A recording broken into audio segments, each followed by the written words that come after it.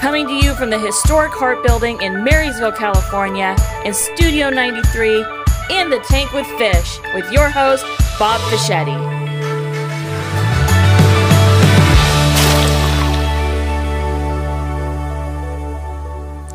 Well, welcome back to another adventure down the highway of the tank.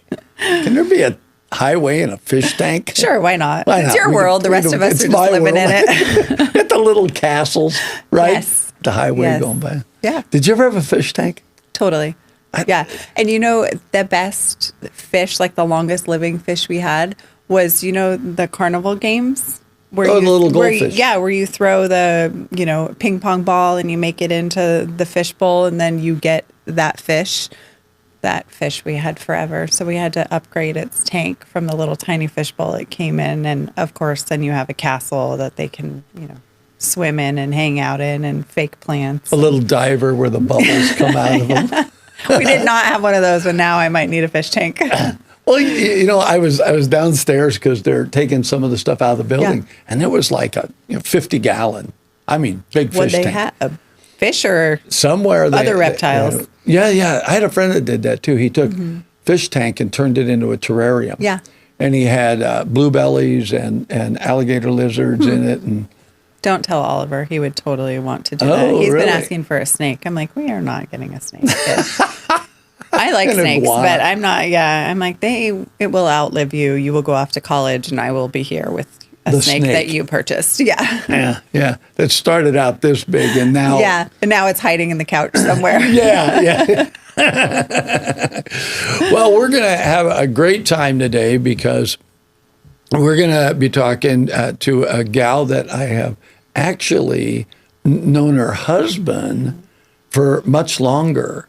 And she was just like connected, like, you know, it's just his wife. Yeah. Right? You have friends like that where you know one of them really well and the others just, they're connected. They're just there whenever the other one is. Yeah. Yeah. I actually met your boyfriend before I met you. Yes, probably. Yeah. He is like easy breezy to get to know. He is. I always joke that I think my mom loves him more than me. That could happen. That's a terrible thing, but no, like in the best way. I mean, I feel like you always want your parents to get along with who you're dating. Yeah, so, it's a good thing. But I always joke, I'm gonna side with him. Well, so anyway, so easily sidetracked, squirrel. So we're going to be right back, and then we're going to have our guests come in, and I think you guys are really going to enjoy this. I hope we're conveying what we want to. Sometimes you can just know people by what they do, like that's their job, and so you know it. But we like to dig a little deeper. We do, and actually find out who are they. You know, I'm thinking one of these times we need to actually bring Kelly's boys on. Oh my gosh. One at a time. Get ready. I couldn't handle Kurt, two. I don't know if you could handle it. Two would be too much for me, but I think I can handle one. Anyway, we're going to be right back. Stay with us. And again, if there's somebody that you're thinking maybe their life story really should be known, instead of just, that's where they work, or maybe they're in government or whatever. And let us know. Put a little note down in the comment section. I haven't read any of the comments. People are probably leaving those. You can't tell people to leave comments and never read them. Well, I don't know how to do that. I will show you. Okay, so we're going to learn how to do that. So if you've already left a comment, Kelly's going to help me figure it out. Anyway, stay with us. We'll be right back. 93Q Radio was an opportunity for what's called an LPFM to give the community a voice. The big part of what's happening here is it's us. It's the community of us. The work that Mr. Fischetti has done with us to promote public education has been absolutely groundbreaking. They have the pulse of our community, from the nonprofits to the local governments. If you want to find out what's happening in our community, get on board with 93Q. And 93Q does so much to help our community, helps us promote our local events, as well as local businesses, and tell our story about what we do here in Yuba Sutter. The folks that work here, they're part of our community, so they understand our needs, and that's important. Local radio is so important during times of emergency. They're there. We lean on them to provide information to our public. My wife and I are glad to support 93Q. We're going to do it on a monthly basis, but I really recommend that if you want to make your community better, this is a great place to take a first step right here. So if you can, reach deep into your pocket and give to 93Q. 93Q is a great partner for law enforcement, and they're a great partner for the Yuba Sutter area. We're really asking people if you can give $10, $15, $20 a month, and then that enables us to continue to put small business spots on the air, nonprofits, organizations that are they're using every dollar they got just to operate, and they don't have extra money to spend on really promoting their cause. And that is why community radio, to me, I'm grateful to be part of it, and that's why it's important. Welcome back to In the Tank with Fish and Minnow, and our guest, who might be regretting being here now that she's seen the studio set up, Deb Benish. Yeah. Hi. Yeah. Hi. Welcome. Yeah. Thanks. This is going to be fun. And the reason it's going to be fun is because it's fun for me. I'm not saying it's fun for Deb. We have be. to Don't wait, but it scare will her. be in the end, because Deb will be right, you know. And so I was saying off air, but now back on, is that I actually met your husband before I met you. And I can't remember when I met you, because my first real connection after Ray was Rachel. Mm-hmm. And I met Rachel at an event downtown, and she was showing me on a phone, we were hunting Pokemon together. Right? Oh. It's like I didn't even know that was a thing. And she's like, "Oh, you gotta do this." Yeah, you got to go over here to get this Charizard. Yeah. You know, and it's like, but eventually, you know, I got to meet you as well, and you guys have a great family. You guys are really, how do you put it? Well put together as a family, because none of you seem like you should be in it.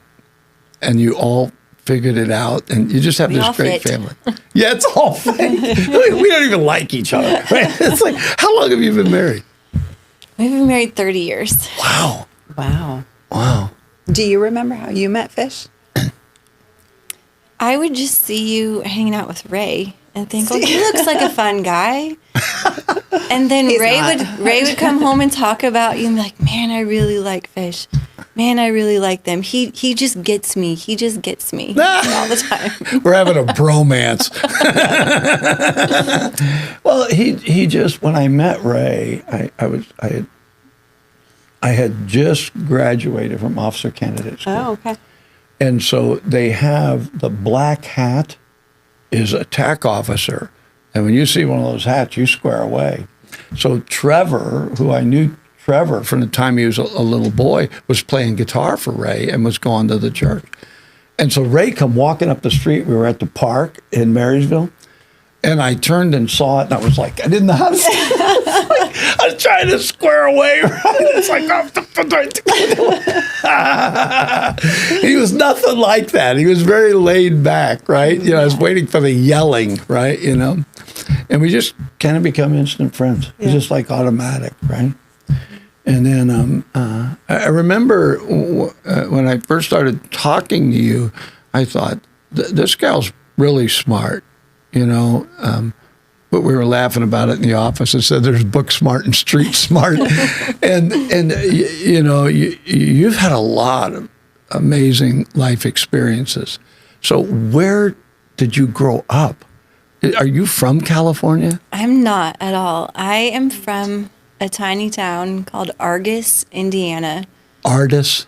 Which is in the northern part of California, where it's just flat. And there's some Amish settlements around there, cornfields. I grew up detasseling corn, picking strawberries. I would have not guessed this. I did not guess that one either. I'd have been, really? I can drive a tractor.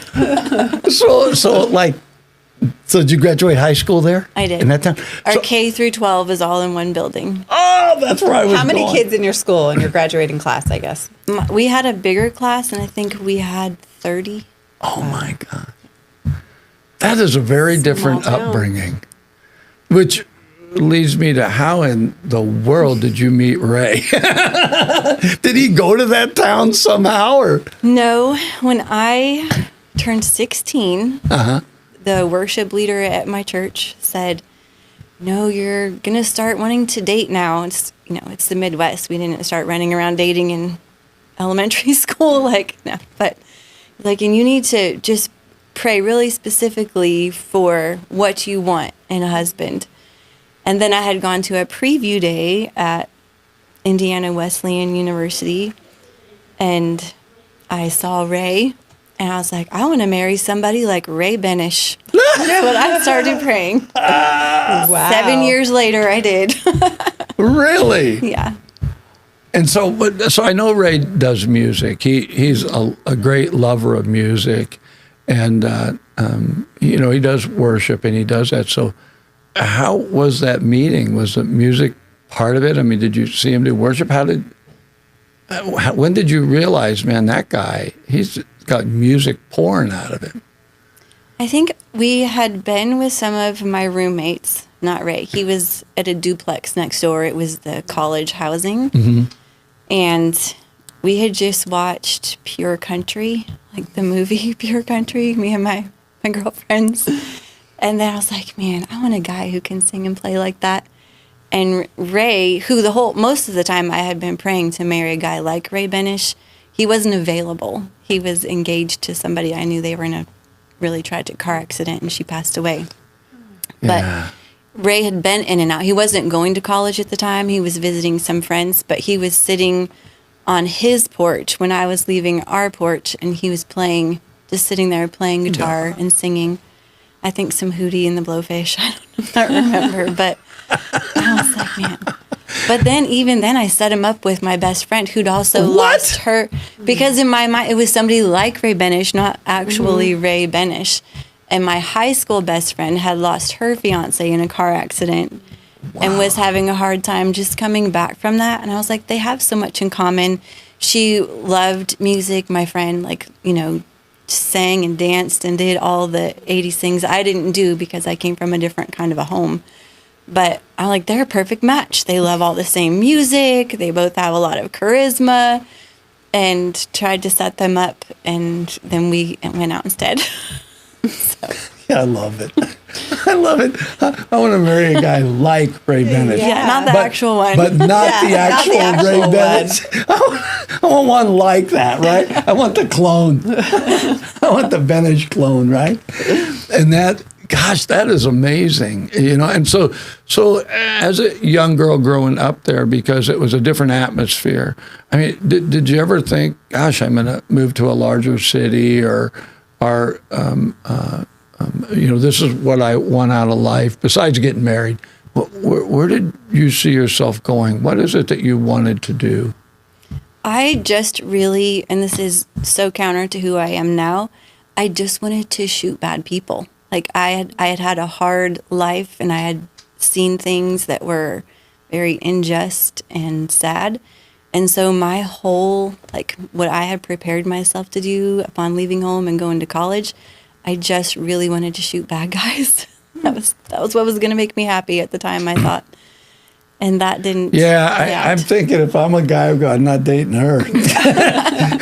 I mean, I say the wrong thing. You're done. You're out of here. So you actually, though, did get into law enforcement, right? I did. And they actually came to Ray and asked for his permission for me to take the job that I was accepting, because it was dangerous, but really exciting. And we weren't planning on having kids. I thought the world was too bad off. I even wrote this super cheesy poem to my unborn children, because I love you so much, I wouldn't bring you into this world. I was dead set, I'm not I've having heard kids. that from guys. I've never heard that from a girl. Yeah. That's amazing. So and then went through all the hoops to get my first job with an agent title, and found out a couple days before I was reporting that I was expecting Rachel. So I'm like, wow. God has a way of changing our plans. Yeah, best laid plans. Yeah. It doesn't say, the scripture says a man deviseth his way, but the Lord directs his steps, right? Yeah. And so you were being directed. And it wasn't even a guy like Ray Benish. It was the actual real Ray. The actual Ray. Real Benish. Ray. Real Ray. Yeah, that's his new name. Okay, so I do have to ask you this because now you live in this Yuba Sutter area, and I was born in Brooklyn, but I was raised in St. Louis, and on the outskirts of town, we lived there for a while. And there is a Midwest mentality to me that is very different, and it has a propensity towards let's help each other, right? More rural. And I feel that way here. I feel like that exists here, even though when you think of California, you don't think of that. Do you feel that way at all? Yeah, from the first visit here, because we came through here before we went to Weaverville, where we were at for a couple years, from Nashville to Weaverville and then here. But I looked at the lay of the land and I was like, that kind of looks like where I grew up. And it kind of feels like where I grew up. They're just hills. It's not flat forever, but they're flat stretches. Yeah, it's a very different place. I mean, I've lived a lot of places, but this is just, it's like it has its own personality. It is, right? and I like it.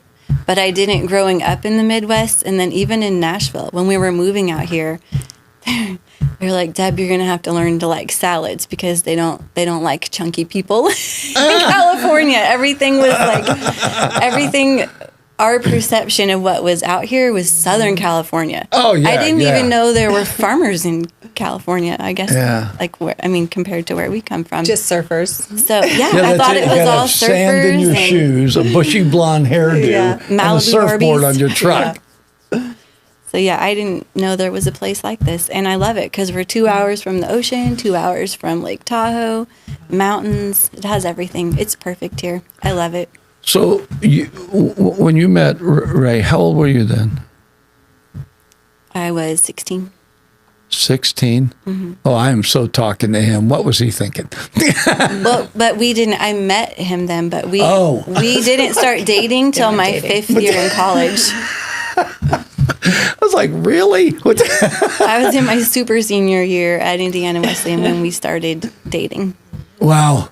Well, and so at that time, he must have been living in Indiana as well. Mm-hmm. And so how did you guys end up in Nashville, of all places? Was that after you got married, you guys moved it? After we got married. Why Nashville? Because he's a musician. Chasing the So dream. it was because, And then so you were you in the choir in church? No, I can't sing. Finally, someone that can't sing. Everyone we have on is like, oh yeah, she has the voice of an angel. I asked beforehand, do you sing? I forgot to ask that. Apparently, I'm glad. So, but you were involved in the church. So was Ray involved in the church? Yeah, well, when we moved to Nashville, a lot of our college friends, they won some music deal. They got signed, and they were all hanging out down there. So we joined them in Nashville, and it was just fun. Like, they played little cafes and hung out. Ray traveled for a little bit with a group, and we helped start a nonprofit called Rocket Town, which was a teen outreach. It was like a teen nightclub, but we were mentors. Like, I did a lot of the program development. So I had it was a girl who couldn't do ballet anymore. She'd been blacklisted because she refused to do a ballet scene that was in a bed. So she's a beautiful, talented girl. So we brought her to the club, and then some street hip hop little girls, and we put together big recitals and shows, and they learned how to do like some studio work and recording, but they had to put in tutoring hours first to get hours in the studios, whether they're the dance studios or the recording studios. And then we had fun concerts. There were some raves. So neat. I knew none of that. Ray doesn't even talk See about what happens? I should have brought her in a long time ago. Telling you. It was fun. They were a fun time. It's still going. The ministry is still going. Yeah, I'm wondering how come we don't have a Rocket Town here? I don't know. Maybe you ought to start one. Oh, Throw that back on you. Never say stuff like that because it comes back right on you, right? It's like, man, that's really cool. So then at some point, you had to make a decision because you ended up in California, and it doesn't sound like either one of you has had a connection out here. We didn't. It was just divine. It was a divine appointment. And this is how I knew that it was. I did not want to leave Nashville. I loved it. I loved the nonprofit we were at. I had like all of these teenagers that we worked with. I really loved them and didn't want to leave. I had my first 3 babies there.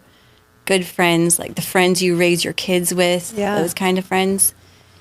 And we felt like it was time for a change. A man out here in Weaverville called Ray and said, I think that you should move out here and take a church with me. And neither one of us wanted to leave, but the guy is like, if you don't like it, it's just free California vacation for you and your wife. So I was like, well, okay. So then we came out, and I was like, I think this is going to happen. I think God's calling us to California. Wow. We get back, and we were in a missionary placement at a church. So it was not missions outside of the United States, but it was in an area where there were 55,000 refugees and immigrants. Oh, wow. And so we were helping them with all of their needs. And we were having a hard time telling them that we were going to leave because they just passionately loved us in a way that their culture makes real loud. And a guy named Phil Joel, he was a guitar player for a band back there, the Newsboys. It's an older Christian band. He said, why don't you let me come and help you tell them that you're leaving? And so he came over, and he was talking about just following God's call at any age, and how when he was a kid, he came to the United States from New Zealand or Australia, one of the two.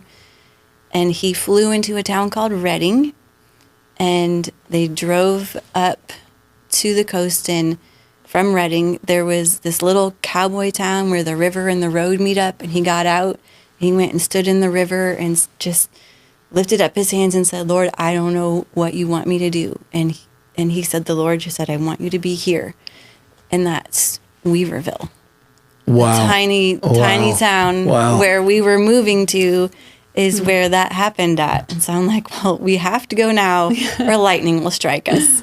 So I had a piece, Ray had a piece, and it's been good. It's been great out here. We got 3 more kids. Yeah, I was going to say, so you didn't stop the having kids, but you guys, both you and Ray, independently and then collectively, you guys are lovers of children. I mean, you guys could have had 100, and you still would have, every one of them would have been loved. You know, you guys are just very unique in that.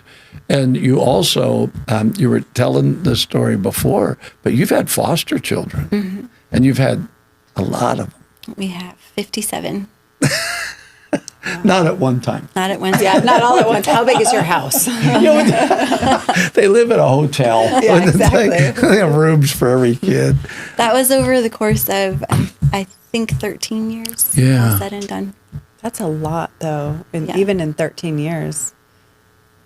And some of them you guys have adopted, and they were yours anyway. Might as well do the paper shuffle, but they were already family. And then you've actually helped other people who wanted to adopt. So your experience in foster care has been very different than a lot of people think of foster care.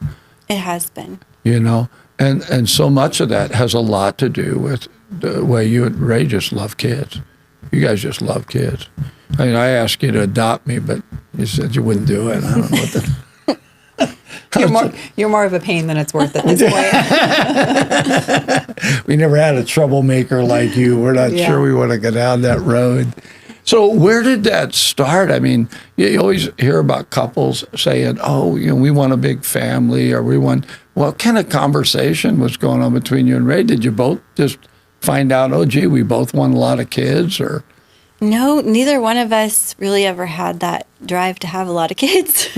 But when in Nashville, when I was expecting Rachel, I switched over to a desk job, and I was doing kind of a social work position and representing kids in foster care in court. Like, a lot of them were naughty kids. And there was one time they were short a social worker, and I had to take a little boy from court to a foster home. And when I pulled up at the foster home, it was horrible. And I was like, wherever this kid came from, he was probably better off than where I have to leave him today. So I did tell Ray, when our kids are at an age where we can safely foster, I want to, even if it's just for one kid, I do want to be a foster parent. And then that just kind of evolved over time. Kept going. We worked with Children's Hope, which is an amazing organization. They take good care of their foster parents. There are nightmare stories that most of the society knows from foster parents, but it doesn't have to be that way if you have a good agency to work with. I know that I had a laugh. Ray was telling me that he was an only child.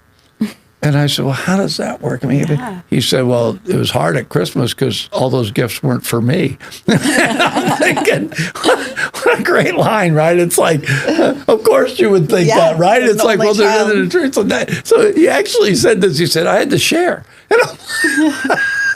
So that's but you had siblings. I did. I had 4 brothers. Yeah, 4 brothers. I was used to sharing.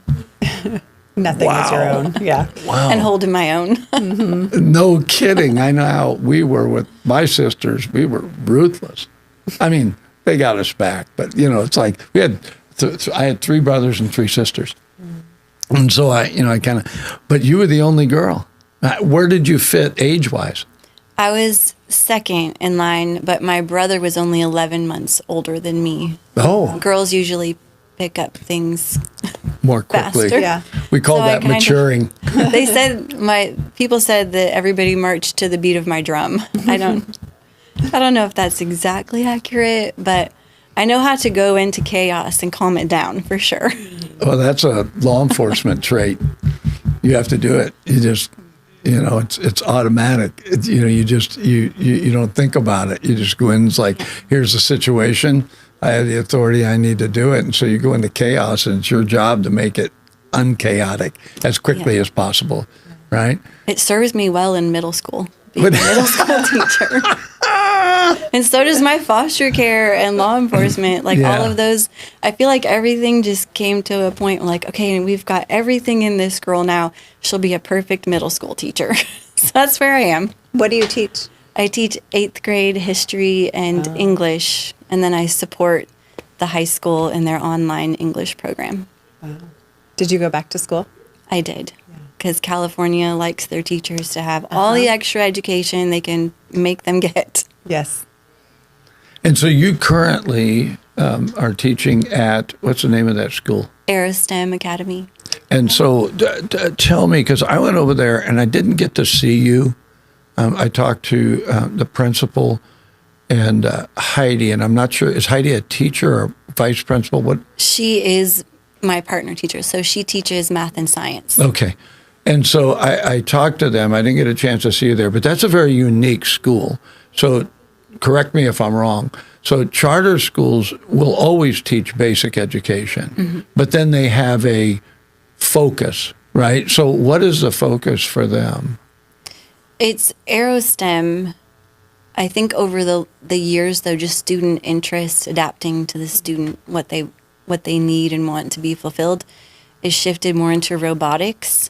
And they love it. Like the robotics teacher is their favorite teacher, and all he has to do is show up and say, here are all the things, and these are the things you can do with them. So he has a great time doing the robotics with the kids, and they learn all of the ground school components to AeroSTEM. It's amazing. Aeronautics. Now, are they the ones that build the airplane? They build an airplane and we collaborate with them. Yeah. It's a group of guys at the airport. They do the airplane build. It's amazing. That's cool. I went over there, and these are just young kids. And I was over there doing an interview with somebody. I don't remember who it was. And these kids, I mean, you could see they had part of the fuselage already built, and they were, all looking up at the plan. The instructor, you could tell they were engaged with the instructor. I mean, it was like they were actually their terminology was for me, right? It's like, that's a what? Right? But it was interesting to see that kind of connection. And it made me, it was interesting that you just said, we had to kind of find out where they're at, right? What do they need? What's really going to work for them? And robotics is a big deal. But all that is part, you look at an aircraft, there's different parts of it. Each kid can get involved where they want. But having that, something that would excite the student, and yet at the same time still have your primary education, and you guys do the whole thing out there. Yeah, and Joe went to that school. He finished at Core because AeroSTEM didn't have a high school at the time. We do now. And he learned to fly the drones there, and he flew the hotel that burnt down, and he's working, has a great job. So I think it's a valuable skill to teach our local kids. Yeah, I talked to a drone pilot, and he said there's 3 drones in the hotel that he can't go in and get. He said because he got in there and hit something or something and lost, the drone's just in there. And You it's need like a pickup drone that can come. Yeah, salvage drone, right? And it's like, so you have your scope of interest, Deb, is really broad, but everything goes back to your people skills and love of children, doesn't it?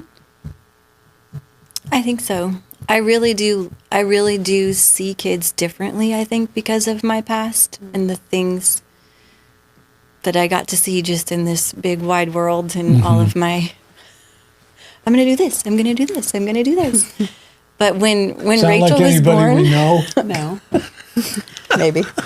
Maybe. when Rachel was born and they put her in my arms, I mean, first I'm just looking, I'm like, this is my baby. Like, we're going to raise this baby.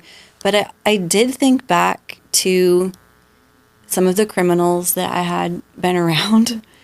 And I thought, you know what? At one point, they were put into some mommy's arms. Oh. And what went wrong for them? Like and that's when I lost that drive to just, I want to shoot bad people. And it was like, no, I want to help people.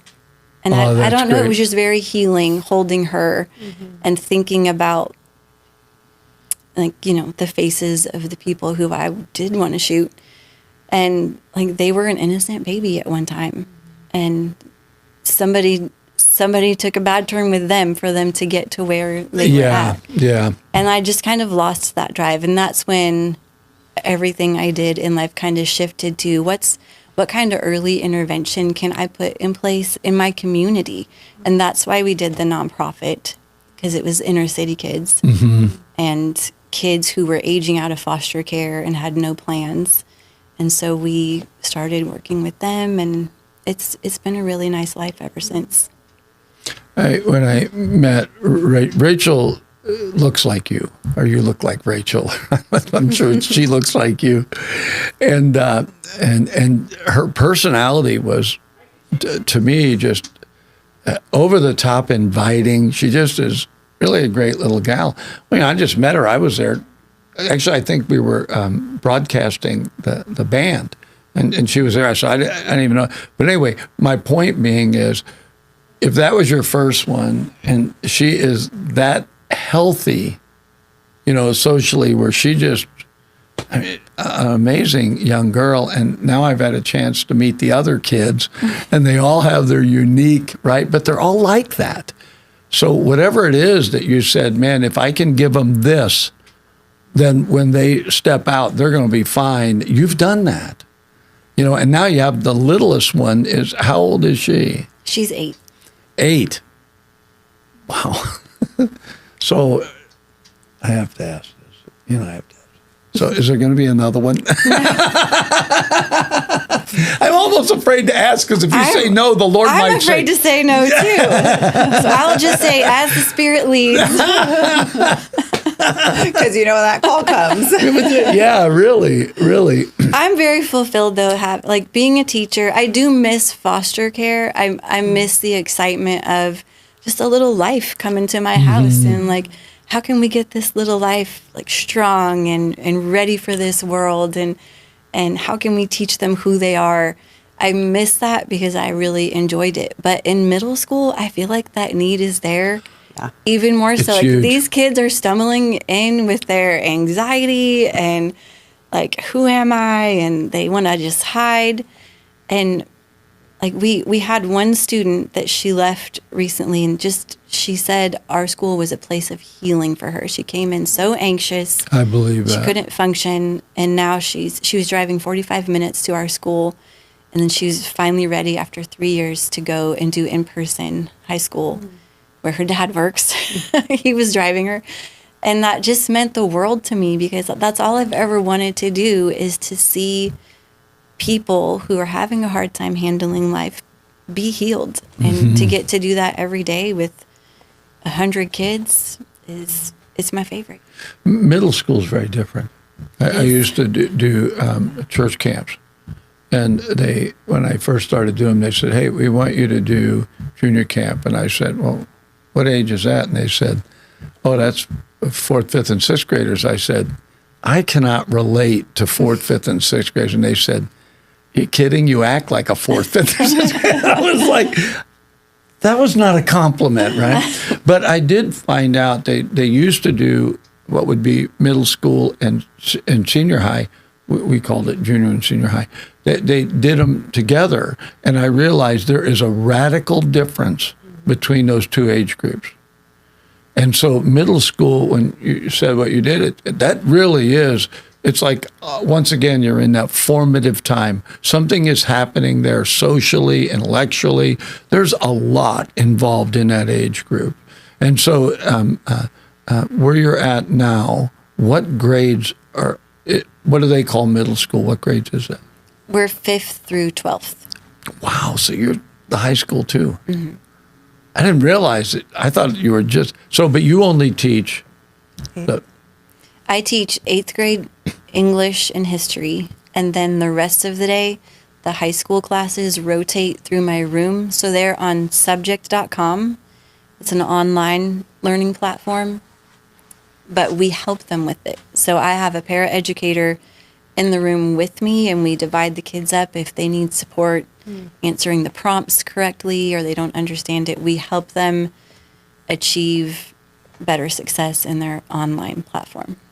What's your favorite part of teaching, period? If you had to point to one thing and say, that makes me want to keep coming in here every day, what is that? I don't know, because I just love it all. You don't get many teachers on that just love it all. I feel like Kelly's over there.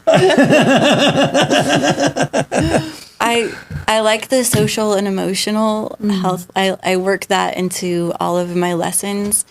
I like taking what's on paper in the curriculum and designing group projects around it. So they have to record themselves. Like they make commercials for the amendments in the Constitution, like public service announcements, and they just... What? I like to see them come to life. That's so fun. And after the first initial, I can't sit at that table. I don't want to talk to those people. And then I just keep being their hype girl. Like, no, you can do this. Read your directions. You can do it. It's all bullet pointed out for you. And then it takes 2 days for them to just get comfortable enough to do a project. But then when it's done, they don't forget it. Like they've learned it deeply. And then they get to watch all of their peers do their portion of the learning. So it's fun. The military uses a see, no, do. And it means I see it, and then I actually know it. You know, I know what should be done, but then you actually have to do it. And the doing is, I forget, there's a terminology for some people are audio, some people are visual learners, but there's the one that where you actually do the job. I forget what that's called. But it sounds like what you're doing is once they do it, it's a confidence builder because now they know they can do it. Right, and you're right. You're like the cheerleader for them. It's like, I believe in you. You can do this. Yeah, and they're gonna forget everything. The brain during middle school years, it's not gonna retain the facts that they're learning. Retain. But I'm like, I just want to make good people. I just want to make good people who know how to sit down at a table with other people and make something fun or something beautiful or enlightening. Okay, I just fixed it. Do you need Rachel to come back and help you with that, like the Pokemon? Yeah, exactly. I miss her. Now she's like married. She's got kids. One or two or what? Two kids. How old is your oldest? 26. And she's just the sweetest girl and just incredibly bright. Did she stay local? She didn't stay local. She's in Reno. Oh. And that boy she met, she got the right guy, I think. She did. Kind of like you got Ray. I think he's the right guy, right? It's like, or we can discuss that after. I don't know. I think he is, but it's like, and you have. We all get who we need. If we put it in the right hands, we get who we need. That's it. Yeah. Yeah. After 52 years, I'm still trying to help Patty understand that. I'm the right guy. I'm the right guy. I don't think you can tell her. I think you have to show her. Yeah. What could you do to make me believe that? But you also have another gal, the younger one, Chanel. Mm-hmm. And then you have Sarah. So you have 3 girls, and now the youngest one. So you have 4 girls and 2 boys. Yes. Yeah. And your boys are brilliant. And Joe is like, he's like a guitar virtuoso, So did they all pick up music at one level or the other? I think they all tried. We're not all cut out for that. I was going to say, did anybody fall on your side, like not as musically inclined? Rachel is a teacher. So yeah, I can see that. And Sarah loves English. She'll be an English teacher one day when she's like a lifetime student. Chanel's at William Jessup. All of my kids that wanted to go to college went to college for free. So thank you, Jesus. Yeah. Because I do remember him telling me, "You take care of my people, I'll take care of your people." I'm like 6 kids. How are we going to do that? But everything is always provided for, and they are all great kids, and they bless us. Like we have good times. Yeah, I have to digress just a little bit. How did faith happen for you? Because you allude to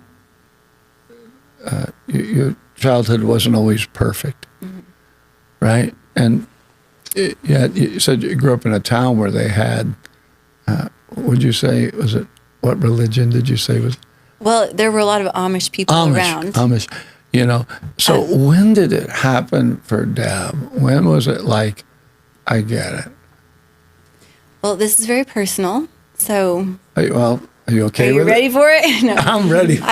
My home, we went to church every Sunday, but there was also abuse in my home. Oh. And so I knew the Word of God, and I had a Bible, and I had highlighted all of the little places that talk about God as our Father. And I was sitting on my bed, and we weren't going to talk about this, but there was a murder and stalking situation, and I was scared. And I just prayed, and I was like, Lord, I know you say you've given us everything we need to be content, but I'm scared right now. And if I had a good father, I would want to be held right now. And this, I have my Bible open, I'm like, this says you are my father, and I just want to be held right now. And I felt that. Like it wasn't... I love that. Like I felt the bed compress. I felt wrapped in something beautiful and strong and peaceful. And so that's when faith came together for me. See, I believe that. My dad died when I was 12, and he was a mean man. He was a mean Italian man. I mean, he had a side of him that even today I admire those qualities, right? But one time I was talking to the Lord about it because when my dad died, my mom lost her mind. She literally was I used to go visit her in mental hospital. And I remember one time I felt like whatever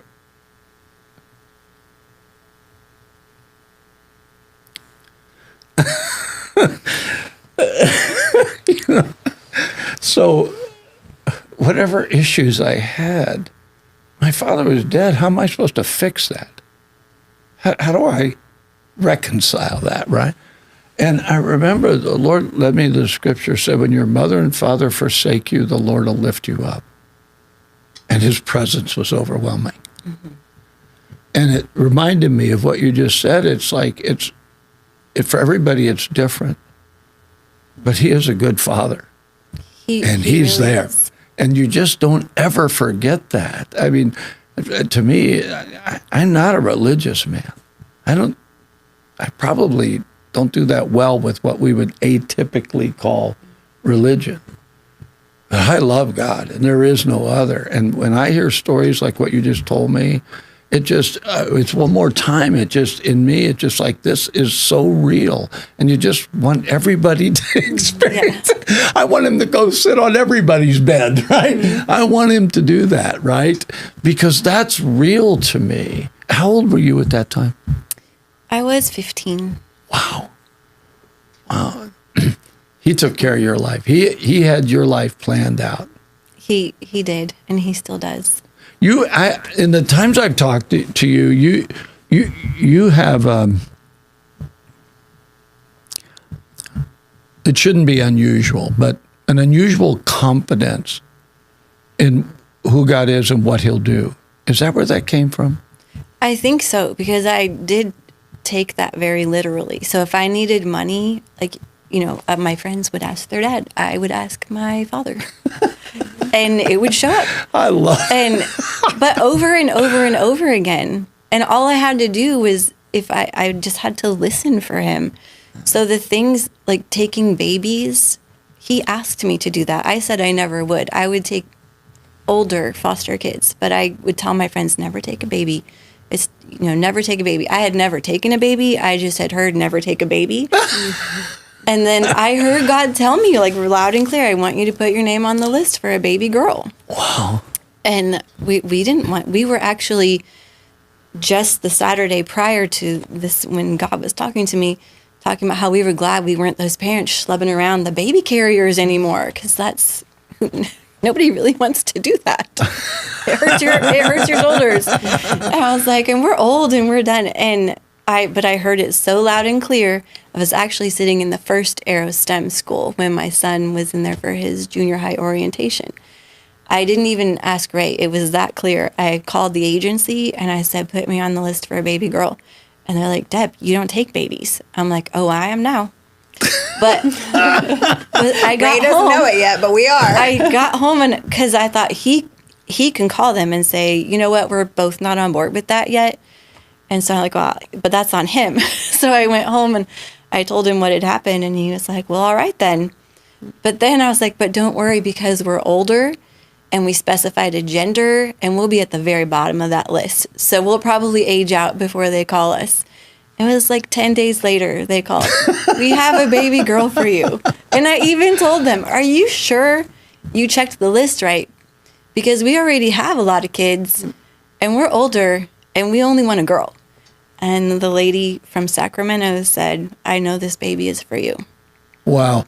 And that was the 8-year-old that we're still in a you custody really battle for her. But yeah. Well, you're going to win in the end, but they said she wouldn't know me, that she wouldn't walk, that she wouldn't talk. And why was I there? And I just picked her up out of her NICU crib and just started praying for her. And there was nothing wrong with her at all. And she's pretty normal. Except for being around Ray, I don't know how long she'll stay normal. And there were 4 babies. Is he going to watch this? Yes, and now you're going to be in trouble. That happened with 4 babies. Wow. None of them were supposed to be okay, and they are all amazing. But I think that is just, I get to see those miracles because I say yes to my father. Yeah. Yeah. I actually have, which you've probably done that. I will be asking for something, right? And it'll come out of my mouth before I even realize it. Hey, you're the only dad I got. You know what I mean? I don't have somebody I can go to. Sometimes I would have friends, they say, oh, I borrowed this money from my father. Or I was really kind of in a jam, so I went and talked to my father. And I would always feel like, well, I don't have that. So I'm going to you. Mm-hmm. You're it. You're all I got, right? You know? And I think it's those experiences that make it where it's not atypical of what we think of. People will call it a religious experience. To me, it is so indelibly relational. You know, it's like, yeah, that's not going to change. When I leave this planet, I'm going to be with my dad. You know what I mean? Mm-hmm. It's like, you know, I almost like I'm homeless now, right? But I will have a home, right? I'm part of the homeless crowd here, right? You know, but God, that's just great. That is just great stuff. And so where you guys are at right now, as far as you know, you're done, right? Mm-hmm. You God hasn't. I have grandkids now. Yeah, it's like. But my kids want to be foster parents. Oh, do they? All but one. I won't say which one. Yeah. But all but one want to be foster parents. So I can help them. Yeah. So it's been pretty easy, right? Comfortable. Sure. Are you less terrified now than when we started? That's like, maybe a little less terrified, right? You know, and so, you know, I just wanted to, you know, kind of get to know you more, right? And then give people an opportunity to see you in a different light. You know, again, you know, they might meet Ray and then you're an add-on, but you're not an add-on, you're your own person. I think we forget that sometimes. And the experiences that you've had that have been part of your life is what has extended you being able to reach into the lives of others. And so I just have to ask this. So if somebody is watching this and they're considering foster care, would you take the time to talk to them? Oh, I definitely would. I would. I thought you would, but I didn't give her a chance, really. It's on the video. Go through Children's Hope. The organization you foster with makes a big difference. Are they here local or? They are. Okay, good. Yeah. You've been kind of quiet. Is there anything that you know? I'm just taking it all in. It's amazing, isn't it? Yeah. The lives of people here in our area that we don't know, or we think we know, and it's like, what happens when you really get to know them? You know, why did their life end up where it's at, and where do they see their life in 5 or 10 years? Are they still going to be doing the same? Although you may not be doing foster children, you have grandchildren now, but you'll be helping others if they have that. You know, so wow. So, because I get a cup? you do. You have to be brave enough to come in the tank to get a cup. Thank you. And that's yours for braving the tank and with Minnow and I.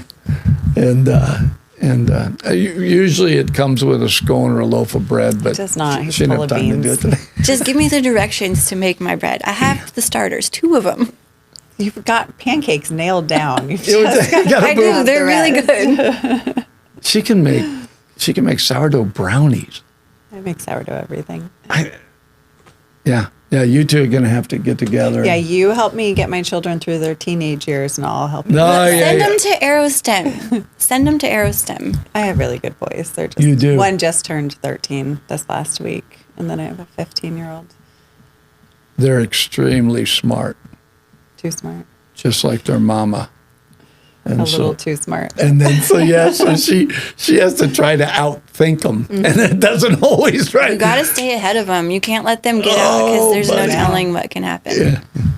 All right. So listen, Deb, thanks so much for coming on. I really do hope this has been enjoyable. I know I feel like I know you a little better than I did before. We actually had some similar experiences I didn't know we had. You know, that was going to come out, but, you know.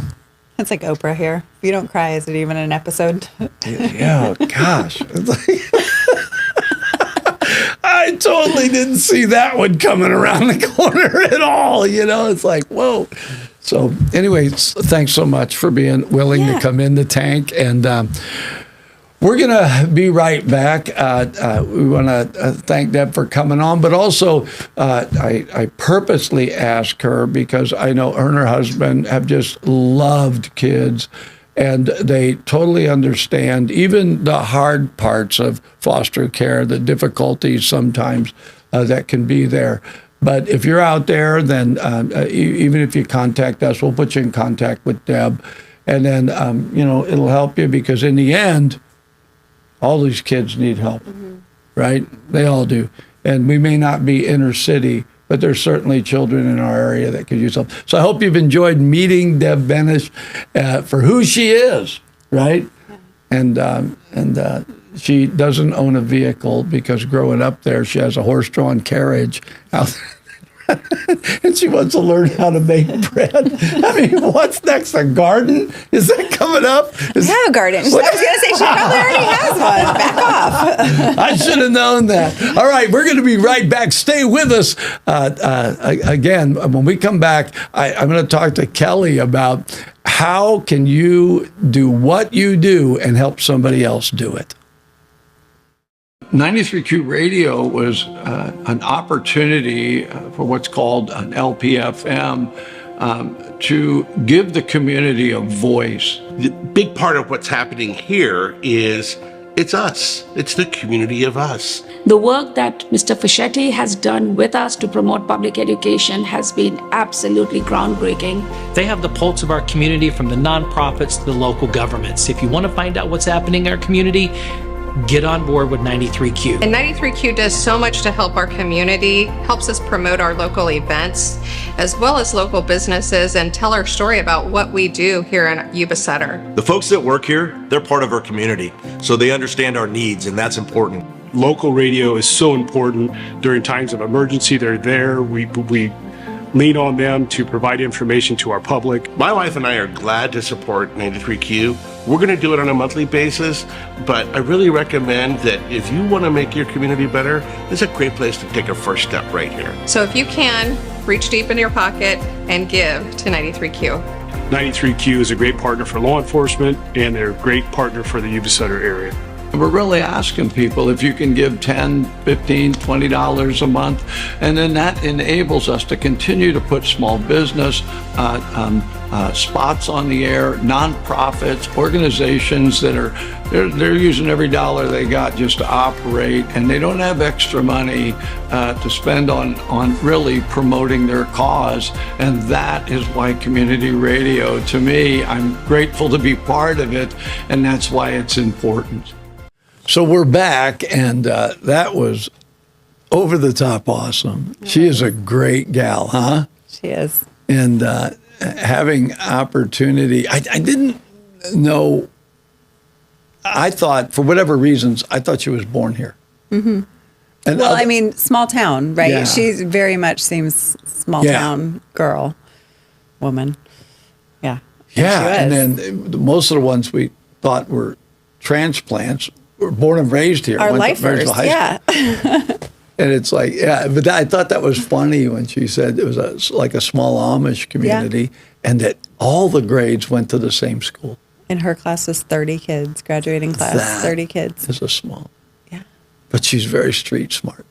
She is. She's a bright girl, no question. I know there were some things I really wanted to dive deeper on, but I was like, you should have. Privacy. No, I mean, like law enforcement and what she was going into. But she's super interesting. Did you love the change?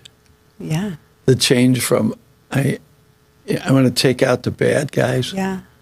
To, I held a baby and said, they were babies at one point. Yeah. What a phenomenal perspective.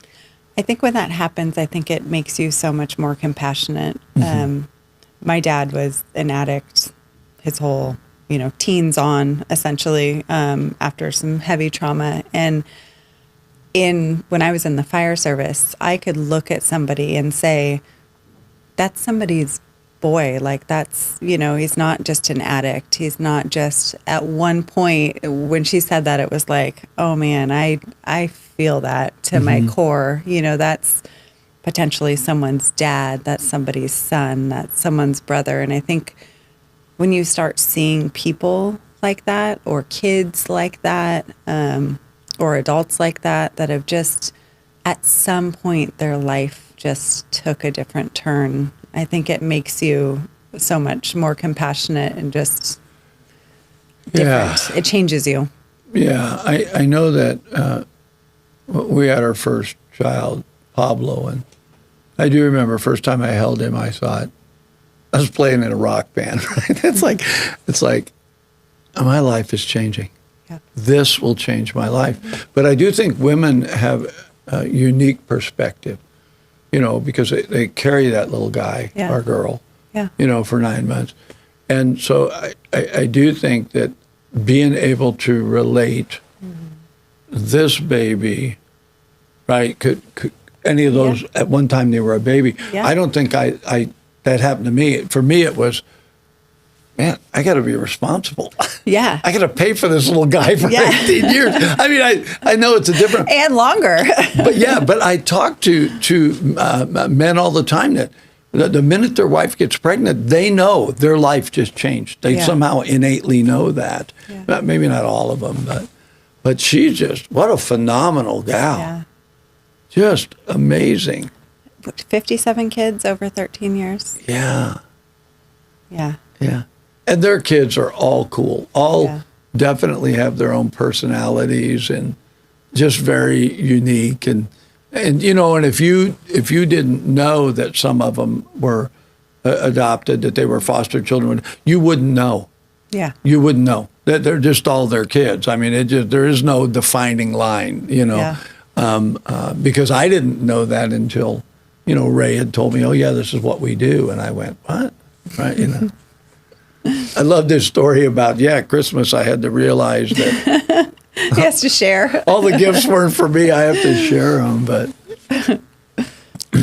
So interesting to go from, I can only imagine being an only child to now you've got a house full of children. And it sounds like a rotating door of children. Mm-hmm. It made me think when she said that, man, I think I'm busy. Like now, I just think I'm busy all the time with 2 kids and a business, but everyone's busy. And somehow they found the time to take on more. That's pretty amazing to me. I don't think personally, I don't think everybody's cut out to be parents. No. I think some people, and sometimes I wonder if it's a maturing thing. Like, I'm not ready to be a parent, but 5 years I might be. I've always felt like I wish I'd have had it a little more together when we had our kids. I mean, it did change me, but there's things you see, and I think that's why when it comes to grandkids, you see things differently, right? And you start going, oh, yeah, I get this, right? Yeah, or, I always have those moments where, mom guilt, like, oh man, I wish I'd been a little more patient. And then I think, when you're older and you're a grandparent, at that time, you get all these lessons back. You get the patience, you get some of that. Some of it goes out the window. Yeah. Well, listen, we hope that you enjoyed our time with Deb Benish. I certainly did. And again, you got a chance to kind of get an inside look at what it's like to really not just be a foster parent, but to be a parent. Mm-hmm. To be a parent, and you could hear that in her. So really, it came down to these kids. I can make a difference.